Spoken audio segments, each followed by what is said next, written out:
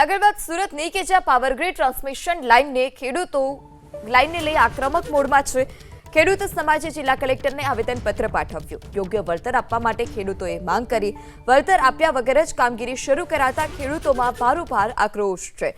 ખેડૂતોએ હાઈવે પર ચક્કાજામ કરી ચીમકી પણ આપી છે। ખેડૂતોએ જય જવાન જય કિસાનના નારા પણ લગાવ્યા।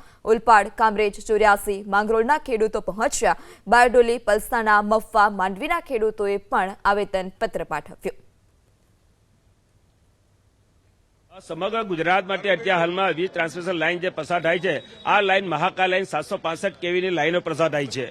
આ બાબતે ખાવડાથી કચ્છ સુધી જે ખાવડા કચ્છથી નવસારી સુધી લાઇન જવાની છે, એ બાબતે વારંવાર દરેક 14 જિલ્લાના દરેક કલેક્ટરશ્રીને અમે આવેદનપત્ર આપ્યું। ભાઈ, ખેડૂતોને યોગ્ય વળતર આપો। પહેલા તો તમે જે ટેલિગ્રાફ એક્ટ 1885 રદ થયેલો કાયદો છે, એનો ઉપયોગ કરવાથી એ ખોટું છે।